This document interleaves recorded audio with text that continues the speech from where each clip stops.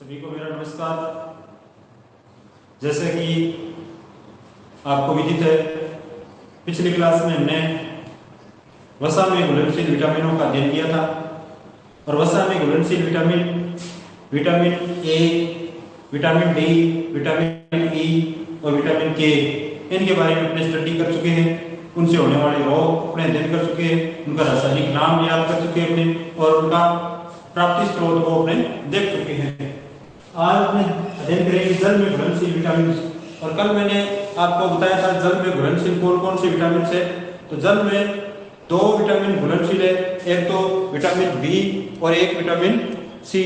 दो विटामिन जल के अंदर घुलनशील होते हैं, विटामिन बी और विटामिन सी। आज इन दोनों विटामिनों की अपने स्टडी करेंगे। तो पहले अपने विटामिन सी का अध्ययन करेंगे। विटामिन सी का याद रखना नाम है, रासायनिक नाम एस्कॉर्बिक अम्ल।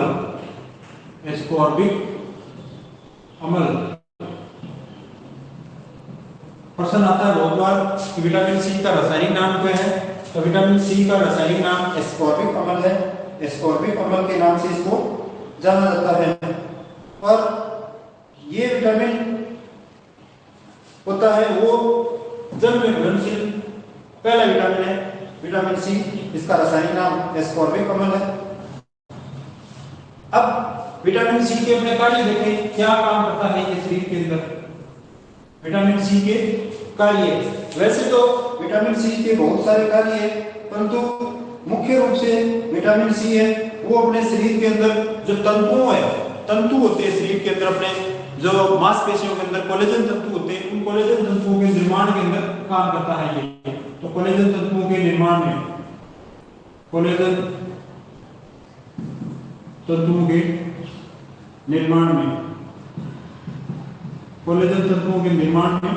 विटामिन सी जरूरी होता है।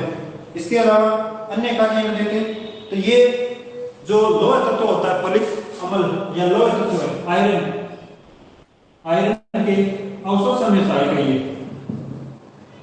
लोह तत्व के अवशोषण में विटामिन सी की उपस्थिति में जो लोह तत्व होता है या आयरन होता है, इस आयरन का शरीर के अंदर अवशोषण होता है।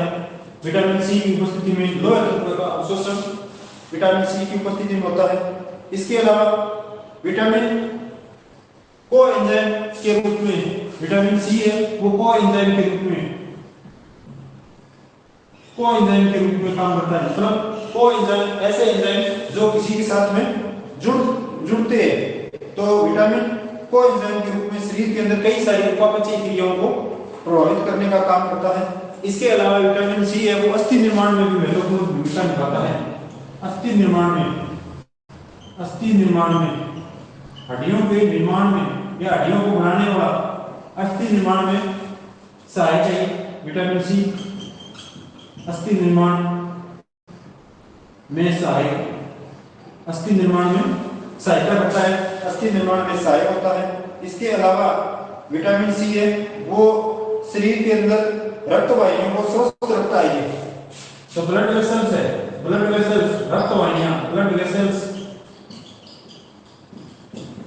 स्वस्थ रखता है, रक्त वाहिनियों को स्वस्थ रखता है, जिससे शरीर के अंदर रक्त का सही संचार हो सकता है। इसके अलावा विटामिन सी रोग प्रतिरोधक क्षमता बढ़ाने का काम करता है। रोग प्रतिरोधक क्षमता बढ़ाता है। रोग प्रतिरोधक क्षमता बढ़ाने के अंदर भी विटामिन सी सहायता करता है। तो ये अपने विटामिन सी के मुख्य कार्य देखिए, कोलेजन तंतुओं के निर्माण, लोह तत्व के अवशोषण के अंदर, इसके अलावा कोएंजाइम के निर्माण में, अस्थि निर्माण में सहायक होता है, रक्त वाहिनियों के स्वास्थ्य को या ब्लड वेसल्स को स्वस्थ बनाए रखने का काम करता है और शरीर के अंदर रोग प्रतिरोधक क्षमता बनाए रखने का काम करता है। इसके अलावा एक काम और है, ये घाव करने का काम करता है। ये घाव करने में सहायक है। चोट लगी होती है अपने घाव भरने में सहायक है। चोट लगी होती है तो चोट लगी हुए स्थान के अंदर विटामिन सी अपने शरीर के अंदर पर्याप्त मात्रा में अपने खाते हैं। विटामिन सी से भरपूर पोषक तत्व अपने जाते हैं, तो जो घाव होता है शरीर के अंदर वो घाव जल्दी रिकवरी कर जाता है। ये विटामिन सी के मुख्य कार्य देखिए। अब देखें विटामिन सी की कमी से होने वाले रोग। विटामिन सी की कमी से होने वाले रोग। तो विटामिन सी की कमी से एक रोग होता है, उसको बोलते हैं स्कर्वी। रोग का नाम है स्कर्वी रोग होता है। विटामिन सी की कमी से स्कर्वी रोग हो जाता है। अब ये स्कर्वी रोग के क्या क्या लक्षण होते हैं? इससे शरीर के अंदर सुस्ती बनी रहती है, शरीर के अंदर कमजोरी बनी रहती है, थकान आती रहती है लगातार, व्यक्ति ऐसे आलस्यपन सुस्ती सी छाई रहती है शरीर के अंदर स्कर्वी रोग के अंदर। अब विटामिन सी के प्राप्ति स्रोत देखें हमें। विटामिन सी के प्राप्ति स्रोत किन किन से ये प्राप्त होता है? तो ज्यादातर जो खट्टे फल होते हैं, उन खट्टे फलों में विटामिन सी पर्याप्त मात्रा में होता है। खट्टे फलों में पर्याप्त मात्रा में, जैसे अंगूर है, नींबू है, संतरा है, मौसमी है, माल्टा है, इनके अंदर भरपूर मात्रा के अंदर क्या चीज होगा? विटामिन सी होगा। तो विटामिन सी प्रचुर मात्रा के अंदर इनके अंदर खट्टे फलों के अंदर पपीता है, अनानास है, आम है, रसीले फल है, नींबू, संतरा, मौसमी, माल्टा, इनके अंदर प्रचुर मात्रा में अंदर विटामिन सी पाया जाता है। अब दूसरा जो जल के अंदर घुलनशील विटामिन है, इसका आप स्क्रीनशॉट ले लें। अब दूसरा जो विटामिन अपने जल के अंदर घुलनशील है वो अपने है विटामिन बी। अब विटामिन बी शरीर के अंदर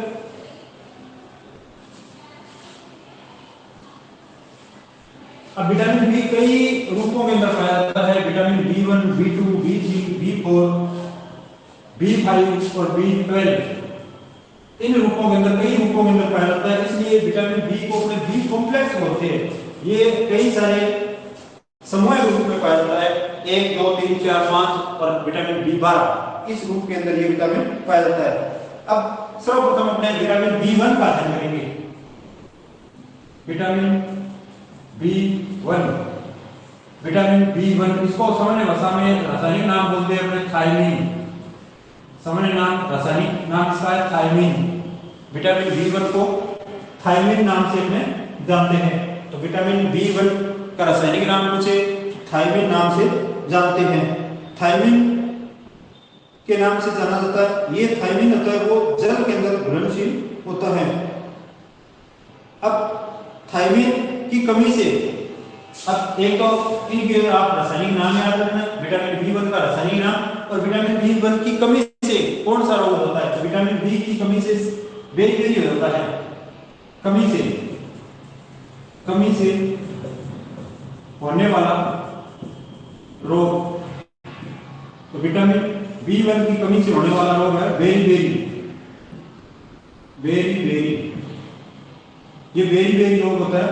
विटामिन B1 या थायमीन की कमी से होने वाला रोग होता है। अब इस रोग को अपने शुष्क रोग कहते हैं, क्योंकि इसके अंदर जो शरीर की जो मांसपेशियां हैं, हड्डियां हैं, वो शुष्क हो जाती है, सूख जाती है इस रोग के अंदर।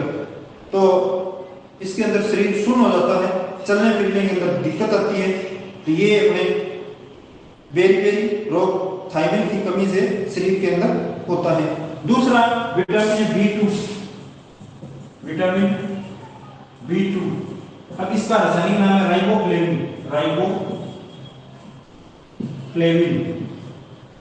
विटामिन B2 का रासायनिक नाम है राइबोफ्लेविन, याद रखना। और ये राइबोफ्लेविन है वो शरीर के अंदर कई सारे काम करता है, जिसके अंदर ये त्वचा को सुंदर स्वस्थ बनाए रखने का काम करता है।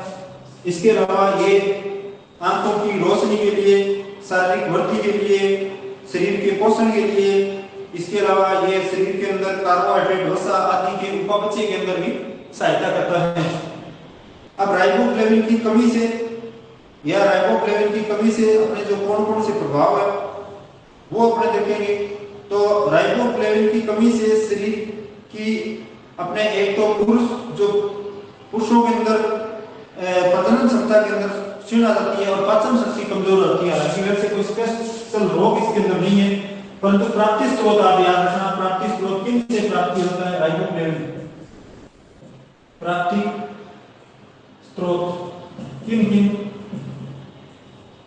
तत्वों से ये प्राप्ति होता है। तो प्राप्ति स्रोत के अंदर ये ज्यादातर साबुत अनाज, दालें, हरी पत्ती, अधिक पत्तेदार सब्जियां, किन से प्राप्त किया जाता है ये साबुत अनाज से, साबुत अनाज के अंदर होता है, हरी पत्तेदार सब्जियों में,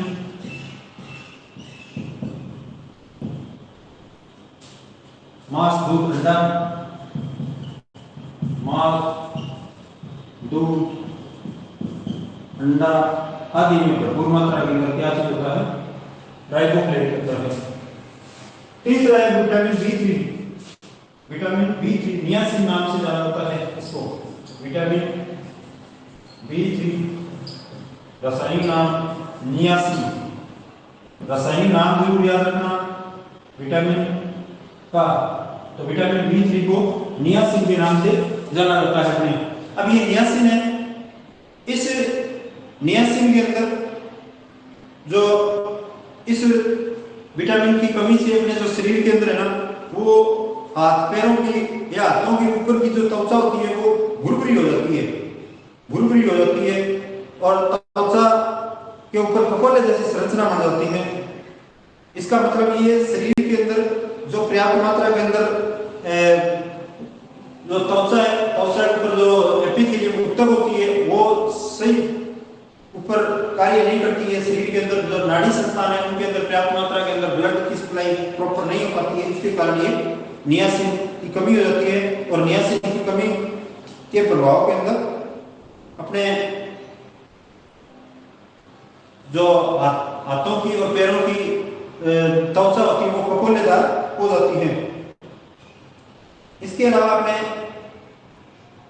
विटामिन बी12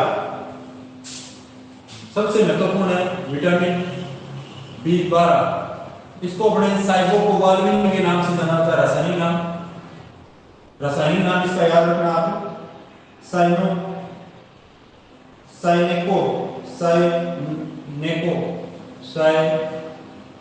साइनेको कोबाल्मिन, क्योंकि इस जो विटामिन बी12 है, इस विटामिन बी12 के संश्लेषण के लिए कोबाल्ट खनिज की आवश्यकता होती है। कोबाल्ट खनिज की आवश्यकता होती है। कोबाल्ट एक तत्व है, इस कोबाल्ट तत्व की आवश्यकता विटामिन बी12 के संश्लेषण के अंदर होती है, इसलिए इसको साइनेको कोबाल्मिन के नाम से भी जाना जाता है। विटामिन बी12 को सबसे महत्वपूर्ण है, ये शरीर के अंदर एक कोएंजाइम की तरह काम करता है। कार्य देखें इसके विटामिन बी12 के, तो शरीर में कोएंजाइम, एंजाइम के साथ में जुड़ने वाला जो तत्व है कोबाल्ट, वो कोएंजाइम की तरह काम करता है, कोएंजाइम की तरह कार्य करता है।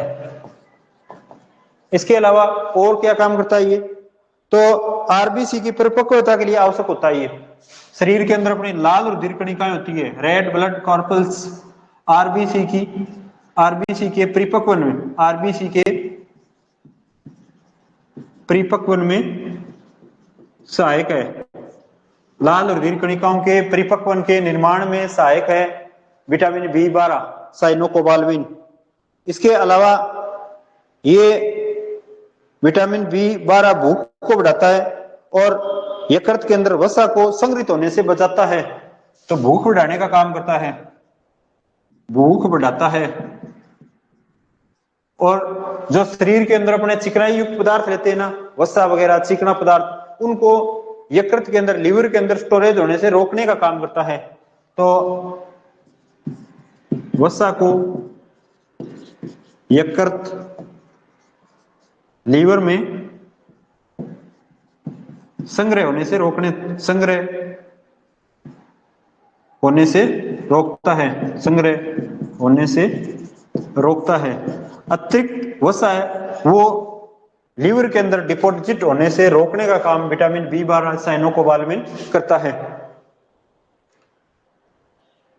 तो ये अब सबसे महत्वपूर्ण है, इसकी कमी से क्या प्रभाव पड़ता है। विटामिन B12 की कमी से कौन सा रोग हो जाता है। तो विटामिन B12 की कमी से शरीर के अंदर रोग हो जाता है, या इसको बोलते हैं अपने शरीर के अंदर रक्त अल्पता रोग हो जाता है। रक्त अल्पता है मतलब रक्त की कमी हो जाती है, रक्त अल्पता रोग हो जाता है, मतलब ब्लड की अल्प मात्रा हो जाती है, रक्त अल्पता रोग। इसलिए इसका एक नाम और है जिसे कहते हैं अपने पर्नीशियस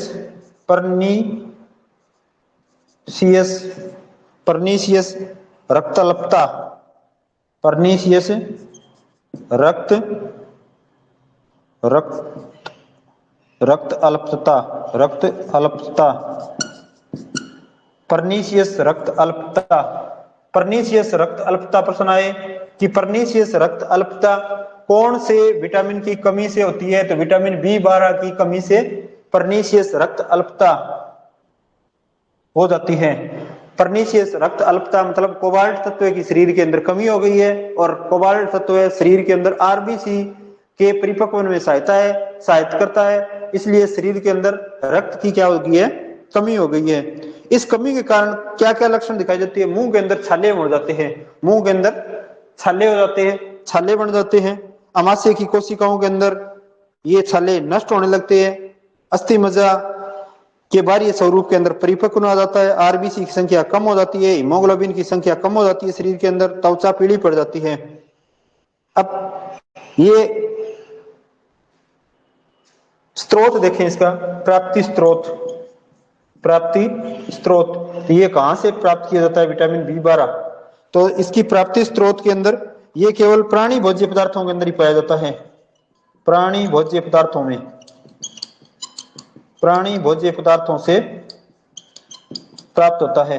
प्राणी भोज्य पदार्थ यानी जंतुओं से जो भोज्य पदार्थ होता है इनके अंदर ही होता है केवल। जैसे भेड़, बकरी, सूअर, बैल आदि के लीवर के अंदर, भेड़, बकरी, सूअर आदि के लीवर के अंदर विटामिन B12 प्रचुर मात्रा के अंदर होता है, इनसे ये प्राप्त किया जाता है। इसके अलावा मांस, मछली, अंडा, किडनी आदि के अंदर भी प्रचुर मात्रा के अंदर होता है। मांस, मछली,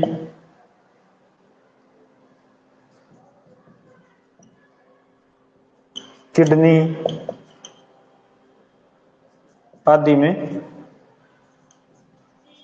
भरपूर मात्रा के अंदर ये पाया जाता है। क्या चीज है, विटामिन B12 साइनोकोबालामिन। तो आज स्टूडेंट अपने जल के अंदर घुलनशील विटामिन बी और विटामिन C के बारे में संपूर्ण अध्ययन कर लिया है। नेक्स्ट क्लास के अंदर अपने अध्ययन करेंगे जो सूक्ष्म मात्रिक पोषक तत्व है, जिसके अंदर विभिन्न प्रकार के खनिज लवण है। खनिज लवण अपने सिलेबस के अंदर दिया गया है, एक तो जिंक दिया गया है, एक आयरन दिया गया है, एक कॉपर दिया गया है। इनकी अपने डीप से स्टडी नेक्स्ट क्लास के अंदर करते हैं। तो आज की क्लास के अंदर इतना ही। धन्यवाद।